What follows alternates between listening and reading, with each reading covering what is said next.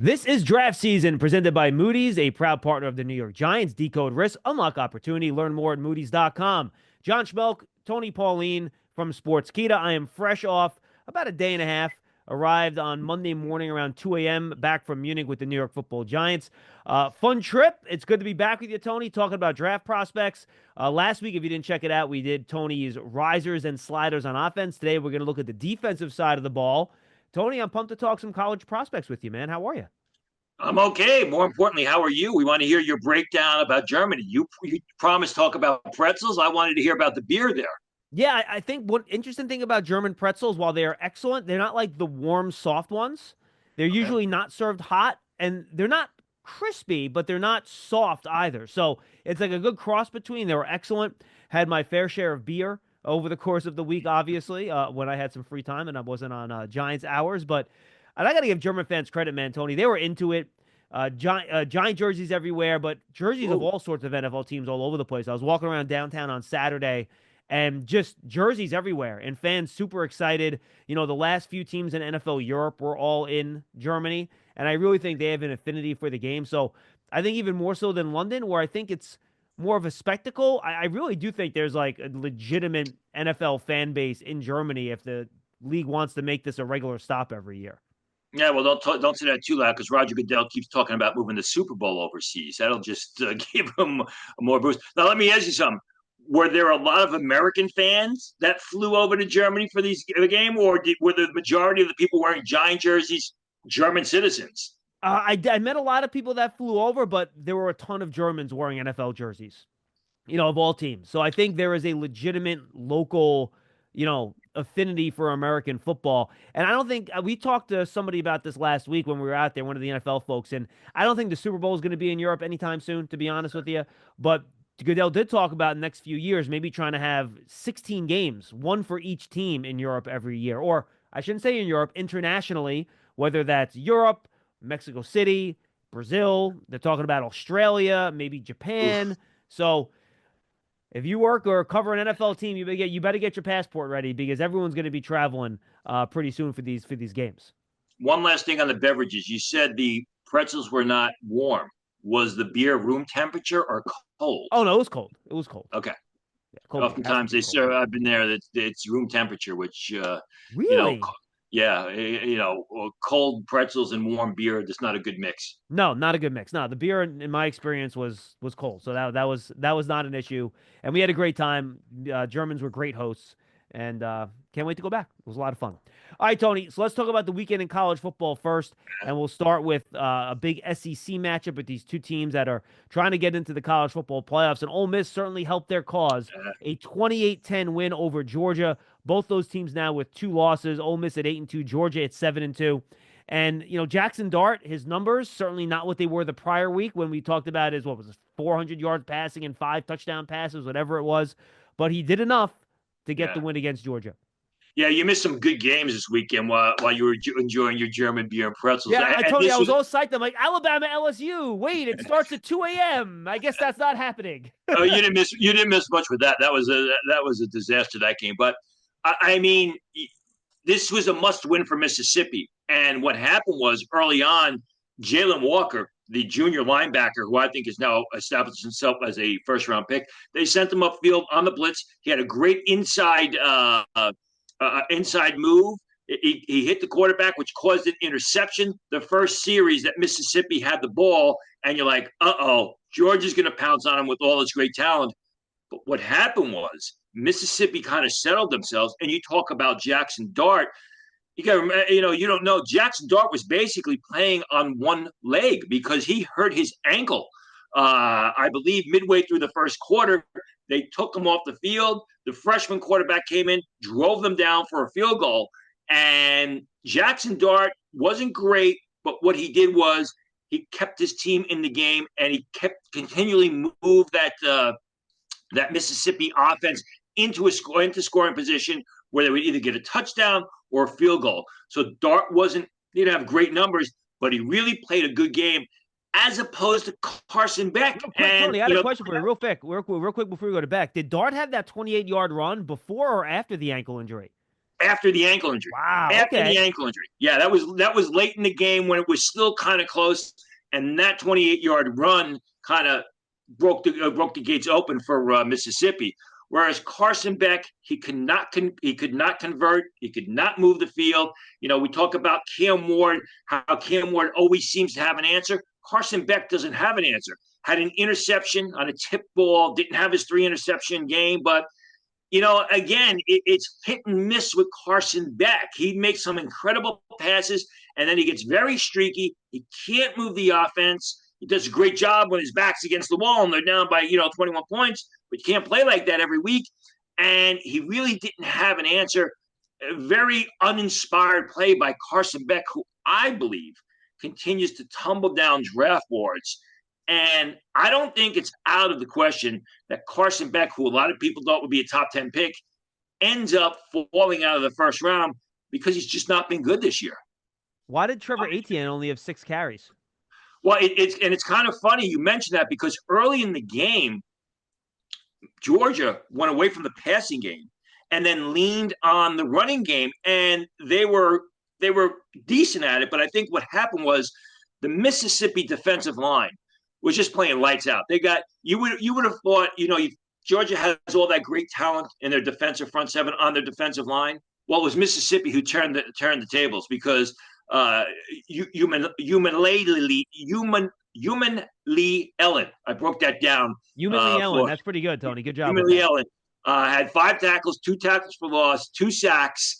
And they just couldn't stop him. I mean, the Georgia offensive line had their head on a swivel because they were being overrun by Mississippi. So I think it was the fact that they couldn't get Carson Beck going, and the Mississippi defensive line just basically did not allow Georgia to breathe.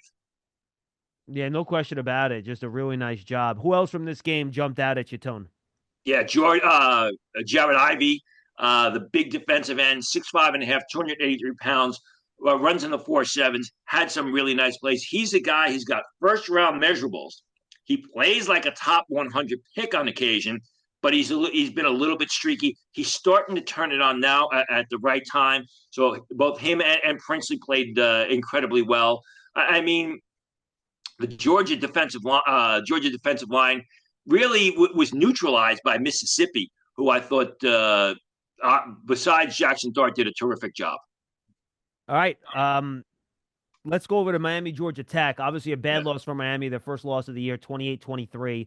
I still think they'll be in the playoff picture after this loss, Tony, but now you're one more loss. You never know what you're going to look at. And I did not see the game. As you mentioned, I was in Munich at the time change with Giants events. It was impossible.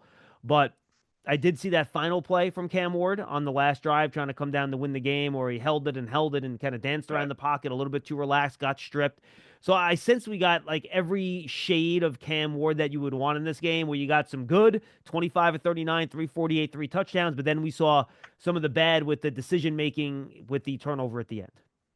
Yeah, I think, first of all, from a team perspective, Miami's been living on the edge. They had to pull it out late against Virginia Tech. They've had some games that they've really had to pull out late. And Georgia Tech got up early, and Miami just couldn't come back and win the game. I think you look at Ward's numbers, 25 of 39, 348 yards, 3 TDs, no interceptions. You're like, wow. But when you watch the film, he shows that great patience. He shows that great intuition. But there's just too much improvisation on his behalf, which kind of leads to disaster. You talked about the last play. I mean, he holds the ball too long. And I think he just thinks he's going to make plays, which he usually has. But oftentimes, it happened a couple times in a Georgia Tech game, he's holding the ball too long. He's getting sacked. That last sack led to a fumble, which ended the game. Georgia Tech wins. He's not going to be able to do that on Sunday. So while definitely heading in the right direction, the way Carson Beck is playing, the way Quinn Ewers is playing, the way some of the other top guys are playing, Cam Ward's obviously going to be in the conversation for the first quarterback selected, but still, that propensity to hold the ball too long, I think, is something is going to be talked about as we lead up to the draft, something that the scouts and the coaches are going to talk to Cam Ward about during those combine interviews. And that's something that again, you can't do that in the NFL, right? You got to get the ball out in 2.7 seconds. And the other top quarterback, I know he's on your list here, but I think your comment is telling. Shador Sanders is another guy that I know he doesn't have great protection in Colorado, but he tends to hold the ball too, runs backwards sometimes. So those are two guys those are some of the things like pocket management and timing that I think the NFL teams are going to lock in on, even though they have a ton of arm talent. Yeah, absolutely. And I think the other thing is, while we praise Cam Ward and some of his receivers as well, we should. I mean, the Miami Hurricane defense has been disastrous this year, and they've got some NFL talent. Tyler Barron, the defensive end, Akeem Mesidor, the quick, explosive defensive tackle, Francisco Muega, the inside linebacker, and they're just getting hammered. I mean, these are guys who are early to mid day three prospects, and they're getting run over by the opposition. So while we talk about Cam Ward and how his draft stock is rising, just about all of those Miami Hurricane defensive players who we thought could sneak into the late part of day two, maybe fourth round type prospects, they're all dropping down draft boards. 271 rushing yards in this game for Georgia Tech. They just pounded the ball on the ground on their way to victory. All right, Tony, Michigan, Indiana. That was a game. Obviously, Indiana's had an unbelievable season thus far in college football with their new coach, Skignetti.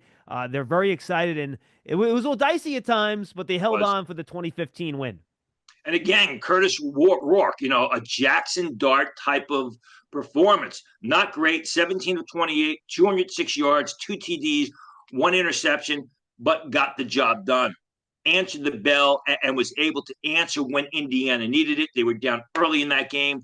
That Michigan defense was relentless. 2 sacks, 4 tackles for loss. They're a very talented front four, yet Rourke stood in there. And again, we talk about these top quarterbacks, how they have disappointed. Rourke is not disappointed. He's going to be an interesting evaluation moving towards the 2025 NFL draft. I'm sure we're going to see him at a postseason game. I'm sure we're going to see him at the combine. And he's a guy who really has answered the call. Now, Indiana plays Ohio State in 2 weeks. And, Ohio State has a lot of talent on the defensive front line, even in the defensive front seven. So that's going to be another telling game for Curtis Rourke, who doesn't have the greatest offensive line in front of him, yet finds ways to make plays and finds ways to move his offense down the field. Obviously, Tony, there's still a lot of pro talent that's going to get drafted high on that Michigan defense, even though their offense have struggled this year. How do you think they performed this week? Oh, they were. They were relentless. Rourke at times was running for his life, and they were constantly in his face. I thought Mason Graham played well. They had some good Josiah Stewart off the edge. I thought that they did a very good job. The problem with Michigan is their offense. They lost all those offensive linemen last year. They can't get the quarterback situation settled. I think the running game has been disappointing, especially compared to what it was when Jim Harbaugh was there. But then again, you look at how many of those players from last year are now on NFL rosters. The Michigan defense is real good, though. Absolutely. You don't have it on your rundown here, Tony, but since I mentioned it briefly, I want to just touch on that Alabama LSU game. Alabama blew out LSU 42-13. And we've kind of been on the quarterbacks over the course of this. So I want to talk about Jalen Milroe and Garrett Nussmeier in this game. And I think a lot of people like Garrett Nussmeier. I think he's got a lot of talent as well. I hope this game kind of sends the signal. Go back for another year. Yeah. Hone your skills. Figure things out. 27-42, 239, 2 more interceptions. He had those issues last week with the picks too, just 1 touchdown. And then Jalen Milroe. And this is, I think, the Jalen Milroe that's going to tempt people a lot because so many physical tools are there. 12 carries, 185 yards, 4 touchdowns, 72 yards on that score. I believe he got upwards of 24 miles per hour on the run, according to some of the player tracking, which equates to a high 4.3 if you translate that to a 40-yard dash. But just 12 of 18 for 109 yards through the air. Now, you got to remember, it was raining in that game, and it was raining pretty hard at times, which I guess is sort of why they used Milroe more as a ball carrier than they did as a passer, and he destroyed him as the ball carrier. As far as Nussmeier is concerned, yeah, this was a come back to reality moment where people are talking about him being a first-round pick. No way. He's got a lot of ability, but he needs a lot more work. There are a lot of passes that were getting away from him, and basically Alabama defense finally woke up. Milroe, he's just an explosive athlete. Did miss a couple of downfield passes when I watched it because this game was over pretty early, where guys were wide open and he overthrew the guys. So that downfield accuracy is going to come into question. But I think you saw what Jalen Milroe, the potential he has, and with Nussmeier, as you said, really, I think people are just overreacting. He's been good, but he's not been great. There were too many passes that just got away from him in this game. I'll tell you what, we talked about the tackles. Will Campbell, we've talked about Will Campbell a couple times. I kept my eyes on Emory Jones, the right tackle, and I was very impressed with Emory Jones. He is what Will Campbell isn't, in the sense that he is your nasty blocker. He's always looking to bury the defender into the ground. I mean, he is playing through the whistle and after the whistle. Doesn't have great footwork in pass protection. Doesn't show that great ability to slide out off the edge. More of your traditional right tackle. But I liked a lot of what I saw from Emory Jones against an Alabama defense that finally woke up last week against LSU. Yeah, looking at Milroe's numbers this year, he just had 2 games where he's thrown for more than 240 yards, and frankly, just 3 games where he's thrown for more than 215 yards. So I still think and look, he is a coach that knows how to coach up the passing game. We know that, right, from when he was in Washington. So he knows how to throw the ball down the field. So I just think the tools are unbelievable, and he's an unbelievable kid by all accounts as well. People will love him in interviews and stuff like that. Jalen Milroe, unbelievable, A+ personality, teammate, all that sort of stuff. So we'll have to see what teams think of him when we get to draft time. Maybe he doesn't come out. Maybe he goes back for another year and collects that big NIL check, and we'll see him. We'll see him in 2026. Who knows? One thing is you can see that Jalen Milroe leadership on the field, a la Jackson Dart, a la Curtis Rourke. You can see that, he is a guy that the players gravitate to, that he takes that leadership role. It's something I'm glad you brought that up when you talked about the character, because that is obvious when you watch the games, what a leader is. Going to have to be a huge NIL deal, I think, to keep him back. It's not out of the question these days, but he's going to be an early pick, and it may be good for him to go back and hone his game, but I think the NFL calling is going to be a little bit too lucrative for him to stay at Alabama. I'm sure I'll know more in the next couple of weeks. You think right now he's going to be a first-round pick? I think hands down he's going to be a first-round pick. I mean, listen, we've seen lesser quarterbacks go in the first round. We've seen guys who didn't have the same arm strength, didn't have the size, didn't have the running ability, were equally as the same level as far as their development as a passer. Jalen Milroe is going the top 15. So I think there's no doubt he's going to be a first-round pick. I think he's going to be a top half of round 1 pick. Moody's is a proud partner of the New York Giants, uniting the brightest minds to turn today's risks into tomorrow's opportunities. Learn more at Moody's.com. All right, Tony, let's get to your risers and sliders on the defensive side of the ball. Let's start up front with the big fellas. We'll start with Walter Nolen, a guy that you've talked about a few different times over the course of this program. He's having a nice little year for Mississippi. Yeah, not just a big body in the middle of the line, but someone who makes a lot of plays. 32 tackles, 7.5 tackles for loss, 4 sacks. Very athletic when you watch him. Penetrates the line of scrimmage, easily changes direction, can pursue plays out to the flanks. There was one play on a fumble Saturday against Georgia where he was out in the sidelines, made the fumble recovery. So, he was a guy who a lot of people thought had first-round talent coming into the season. I think he's definitely moved into the top 20 if he enters the draft, and I'd be surprised if he doesn't enter the draft. Smaller school. How about Michael Green out of Marshall, Tony? Yeah, I mean, here's a guy that no one talks about. I'm told he's definitely entering the draft. 33 tackles, 14.5 tackles for loss, 10 sacks. He's a taller, thinner pass rusher, comes out of a three-point stance, can stand over tackle, fluid moving around the field, shows ability backed off the line of scrimmage. If your team needs an edge rusher and you are not familiar with Michael Green, start watching Marshall football. I think he's going to enter the draft, and he's going to be a day 2 pick. Now, Tony, this is the name I'm not familiar with, so I'm excited to talk about him. Ty Robinson out of Nebraska, 6'5", over 300 pounds. And very athletic. Is expected to run the low 4.5s. Entered the season as a late-round pick. Time out. Low 4.5s? You mean low 5'0", right? Low 5'0". I'm sorry. Okay, I was going to say 3'11", 4.5. He might be the first pick in the draft. Holy shit! Entered the season. Thank you. Entered the season as a late-round pick. 9 tackles for loss, 5 sacks. Always making plays. And if you watch Nebraska, They line them up all over that defensive line. They line them up out on the edge. They line them up over nose tackle, at nose tackle. They line them up at defensive tackle. A guy that can be a defensive end in a three-man front. He could be a defensive tackle. Your inside guy can play end in a four-man front. Excuse me, just somebody who does everything very well and consistently makes plays against talented offensive linemen. I think Robinson is a guy who came into the season graded as a seventh rounder. You're looking at early day 3, possibly late day 2. All right, then you have two other guys up front that you wanted to touch on. Yeah, these are your natural nose tackles, zero technique guys. Jordan Phillips out of Maryland, 6'3", 320 pounds. Dom Orange out of Iowa State, 6'4", 325. Orange is a guy who's had a really, really good season, really came out of nowhere, where Jordan Phillips showed a lot of ability last year. Pretty sure Phillips is going to enter the draft. I heard Orange could enter the draft. You're probably looking at maybe third round, but more likely early day 3. Your natural, zero technique nose tackle type of defensive lineman. All right, and now how about a couple of guys that maybe have not met expectations? One guy that we talked about maybe is a potential day 2 pick last year in Ashton Gillott. Yeah, I mean, last year, 14 and a half tackles for loss, 11 sacks. This year, 5.5 tackles for loss, 2.5 sacks. Worst numbers since his freshman season. He's a guy, when you watch Louisville, he's nowhere to be found. Where last year he was unstoppable.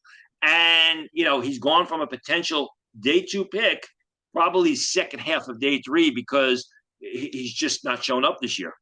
And then we've talked about how good South Carolina's defensive line has been this year, Tony, and their front has been dominant. But there's one player that some injuries, he hasn't played as much, that maybe not so much. DeAndre Jules, the transfer from Pitt, he was supposed to be a rotational guy. They got Tonka Hemingway in there, TJ Sanders, both good players. Jules was supposed to be a rotational guy. He had some injury issues last year at Pittsburgh, entered the draft with day 2 grades. He's played, I believe, 5 games this year, has not played since October. So obviously his draft stock is going to drop. Okay, now we got a couple of guys on the edge, Tony, that you think have really stepped up their game, and I want to see you try to pronounce 2 of these names. I'm looking forward to that the most, I think, Tony. But why don't we start with Jalen Walker? Yeah, I mean, Walker, all you got to do is watch Georgia, and he's all over the place. And this was somebody that over the summer, I watched him, and he was a rotational linebacker for Georgia in 2023, and he's just elevated his game. He's going to be a first-round pick. People are going to brand him as an edge rusher, as I did here. Probably I shouldn't have, but he can do everything. He can drop off the line of scrimmage. He can play in pass coverage. He can run down opponents in pursuit. And a guy that, like I said, he started off that Mississippi game with a great inside rush, caused the interception, but he's a lot more than that. And I would expect Walker probably to enter the draft. If he does, I think he's going to be a bottom half of round 1 guy. All right, and then okay, I'm going to try the first one. Oluwafemi Oladejo. There you go. I think that's right on. That's right on. Another smaller sort of edge rusher that can stand over tackle, come out of a 3-point stance, 6'3", 255 pounds, easily moves around the field. Against Penn State, he had 10 tackles, 2 tackles for loss, and a sack. Had 4 tackles for loss and 2 sacks last Friday night against Iowa. That UCLA team with Deshaun Foster as a head coach is starting to get into gear. Oladejo has been a real good player all along. More than just a pass rusher, a guy who can play off the line of scrimmage. He's shown ability in space, potential day 2 pick. Entered the season as like a 6th or 7th round prospect, so he's improved his stock by at least 4 rounds. Then how about Boston College? Donovan Ezeiruaku. Donovan, not the guy who's saying sunshine Superman, but a guy who looks like a Superman on the football field. I mean, this is one of the most underrated pass rushers in the nation. 14 tackles for loss, 11 sacks, 3 forced fumbles. He was a good player last year. He's not just a one-year wonder. If you watch Boston College last year, he was all over the place making plays. But again, 6'2.5", 245 pounds, probably going to run the 40 and the 4.7, so he doesn't have those great measurables. So what you're doing is you're projecting him as a situational pass rusher at the next level, at least early on, which is why I think he's a day 3 pick, but just a terrific football player. All right, and then you have Josiah Stewart out of Michigan, Tony. This is a guy that I think coming into this year we had high hopes for. Yeah, I think the next three guys on the list are basically real good pass rushers, but they just don't have great size and Yeah, speed. go through them. So they all kind of fit together in the late rounds. Josiah Stewart, 6'1", 241 pounds, runs in the 4.7s, 11 tackles for loss, 6.5 sacks this year. I mentioned him earlier in the Indiana game, constantly getting pressure, constantly making plays up the field. But these are guys who are going to have to learn to make plays off the line in space. Antoine Powell Ryland of Virginia Tech, same sort of situation. Entered the season with priority free agent grades, 14 and a half tackles for loss this year, 13 sacks. Last year, 14 and a half tackles, 9 sacks. If you watch the Virginia Tech program, they have a history of these smaller one gap defensive ends, these smaller edge rushers. Antoine Powell Ryland fits that mold. It's going to be a late round pick. And then Kyle Kennard. I mean, Kyle Kennard, in some areas of the scouting community, was graded as a reject. You know, a guy who had no chance. 13 and a half tackles for loss, 9.5 sacks. If you watch him, he handled Will Campbell of LSU pretty well early this season. And a guy who, you know, if he runs in the 4.9s at the combine or pro day workouts, which some people think he's going to be a 4.9 guy, he's not going to get drafted. If he runs in the low 4.8s, high 4.7s, you're looking at a late round pick, which people say, wow, great late round pick. But he was off the charts coming into the season. He's had a great year. All right, now let's go to some of your sliders at the edge position, Tony. These are some of the guys on our first couple shows. Yeah. We were talking about potential top 10 picks here. Some people thought James Pierce of Tennessee was going to be the first pick of the draft. I mean, 7.5 tackles for loss, 5.5 sacks. The thing that concerns me about Pierce is when you look at him, he's just a tall, thin guy. He looks like a small guy. So, you know, you're going to have to really protect him at the next level. Still think he's a first round pick, but this was someone who was projected as the potential first pick of the draft. Then you have the duo at Ohio State, JT Tuimoloau and Jack Sawyer, who are playing in dribs and drabs. I mean, sometimes they show up, sometimes they disappear. Very streaky for two guys who are supposed to be very talented. I think the defensive tackles at Ohio State have played well, but these guys have not lived up to expectations, and their draft stock, as a result, has taken a hit. And then Patrick Payton of Florida State. I mean, it's been a disastrous season for Florida State, really from the get-go. Patrick Payton, there were people such as myself who thought if he had a big year, he could move into the late part of round one. 4 sacks this year. At times, he looks like he'd rather be out fishing or, you know, playing video games or something rather than being on the football field. That's going to be something that's discussed with him in the offseason. But Patrick Payton is a guy who, even if you didn't think he was a first-round pick, he's a day 2 pick. He's now fallen into the later rounds. All right, let's go to the linebacker position, Tony, a position that I think the NFL is dying for some real talent at that off-ball interior linebacker spot. Who are two guys that have really kind of stepped up this year? Which is kind of funny because it's been so ignored and dismissed and marginalized in recent years. I mean, Nick Martin of Oklahoma State was on fire early in the season until he injured his knee 5 games in. 47 tackles in 5 games, 7.5 tackles for loss. A guy who made plays up the field, a guy who made plays in pursuit. He was all over the place. You couldn't stop him. He was absolutely explosive. We'll have to see what happens with that right knee injury. I know they haven't ruled him out for the rest of the season, although Oklahoma State is not having a good campaign. But a guy who, you know, really came out of nowhere. Not much was expected from him. And he showed himself to be a real good 3-down linebacker, not just up the field, but also in space. And then Sonny Styles of Ohio State, the former safety, 6'4", 240 pounds, runs in the 4.6s, 57 tackles this year, really learning to play more up in the box in a confined area as opposed to roaming the field at safety, has shown a lot of improvement in his game, and he's got outstanding measurables. All right, let's go to the defensive back position, Tony. A position where I think NFL teams are always looking for corners. You have 4 guys here that you've liked the work that they've put in this year. And they're primarily safeties as opposed to corners. So you start off with Xavier Scott of Illinois. I mean, Illinois in recent years has become almost, you know, DBU, if you will. They put so many good defensive backs into the league. Xavier Scott, 3 interceptions, 7 pass breakups this year. A year ago, he had 13 pass breakups. When I watched the film over the summer, I was like, who is this guy constantly making plays on the ball? It's getting to the point where opposing quarterbacks don't even throw in his direction. Now, the thing with Scott is he's probably not going to measure much more than 5'10". He's not going to hit that, that's that 6 foot even mark that a lot of teams want. Does that downgrade his draft stock a little bit? I'll tell you what, he's an outstanding cover corner, can play bump and run, can play zone, can play backed off the line of scrimmage.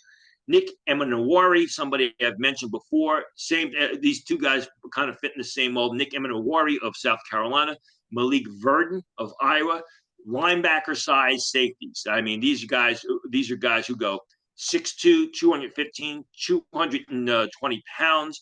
Emanawari of South Carolina, 60 tackles, 6 pass breakups, 4 interceptions, 2 TDs. Verdon of Iowa State's got 58 tackles, 5 pass breakups. They're not natural free safeties. They're more, I don't want to say traditional strong safeties, but I think they're guys that you can use in sort of a zone system.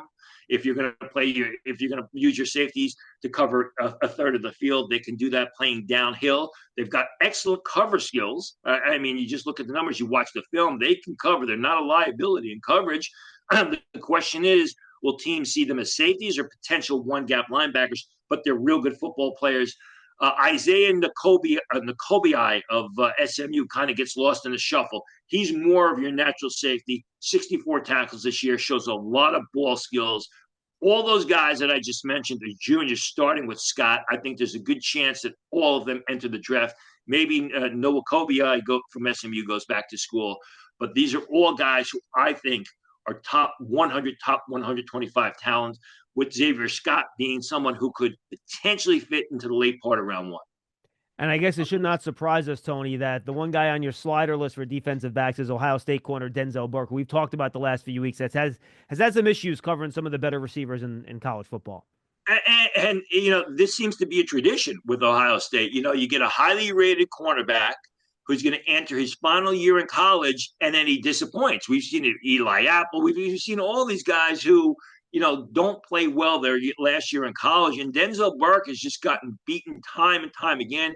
You watch the Denzel Burke in 2023, and he was a much better cornerback a year ago than he was this year, making plays, the ability to make plays with his back to the ball, not getting burnt. It's not been a good year for Denzel Burke, who a lot of people, including myself, thought had first-round potential. But I think right now you're looking at best, a third-round prospect. All right, those are our risers and sliders on defense, Tony. Before we say goodbye, Tony, what is your overall take on the defensive side of the ball of this draft class? Where are the strengths, where are the weaknesses, and what do you think of the group in general? I like the defensive line. I like the defensive tackle class. I think there are some solid edge rushers. The linebacker class is going to be disappointing, but that's because I think the position has been marginalized to a large extent. They take these undersized guys, and rather than using them as linebackers, they use them up the field as pass rushers. I think the cornerback class is questionable. I liked it coming into the season, but I think there have been some, uninspired play, like I mentioned with Denzel Burke. Your top 2 guys are injured right now, so we're going to have to wait and see what happens with the cornerback position, which is questionable. All right, can't wait to see it. So next week, I already have it scheduled. We're going to have Dane Brugler join us. We're going to record at our usual time on Tuesday. It'll probably air on Wednesday. His updated top 50 list came out. Tony, I think you're going to like his 3rd overall player. It's a guy you love and you've talked about a lot. Take a guess. What do you think it is? Jalen Milroe. No. Abdul Carter. All right, good. Well, Abdul Carter's my number 1 guy, so that's good to hear. I know. Good to hear. People beating you to the bandwagon, Tony, or jumping on the bandwagon with you. There you go. With him there. So we like to see that. Yeah. Dane's one of our favorite people, so he'll be with us next week at 11. And then I think we're going to take Thanksgiving week off like we did for the last short week we had here. And then Tony and I will be with you every week from then on until the NFL draft. So make sure you hang with us. We'll start getting into college football conference championship games. We'll have the college football playoff, which Tony will be great. He'll give us like 4 weeks of content with all those great playoff games. That'll be wonderful. We'll have all that. or 3 weeks. How long is the college football playoff? 3 weeks, 4 weeks? I think it's 4. 4, right? I think it is 4. So we'll have all that for you as we continue to cover college football and the NFL draft for you right here. You can find draft season, of course, on the Giants app. You can find it at giants.com/podcast. Remember, this is a draft podcast. It's not a Giants podcast. So just search for draft season on your favorite podcast platform and it will arrive. Tony, anything fans should be keeping an eye on at Sportskeeda that you have going up in the next couple days or just went up? No, I think the thing to keep an eye on are the underclassmen, the news on the underclassmen, which underclassmen I'm hearing are going to enter the draft, which underclassmen have already committed to an agent. There was a story published on Saturday. All 4 underclassmen, all the top underclassmen from Michigan, I'm told, are have decided on representation are going to enter the draft. Mason Graham, the defensive tackle, Kenneth Grant, the defensive tackle, Will Johnson, the cornerback, who's been struggling with injury, and Colston Loveland, the tight end, who'll be the first tight end off the board. I'm told all 4 of those guys are going to enter the draft. We'll have another article this week. So that'll be the big news for the next for a month or so until college football season ends as to which underclassmen are expected to enter the draft. A little trickier this year as well as last year because, as you mentioned earlier, those NIL packages can be attractive and pull those guys back in. Tony, good stuff, my friend. I appreciate it. Look forward to next week, John. Me too. We'll have Dane Brugler with us right here on Draft Season, presented by Moody's, a proud partner of the New York Giants. Decode risk, unlock opportunity. Learn more at moodys.com. We'll see you next week, everybody.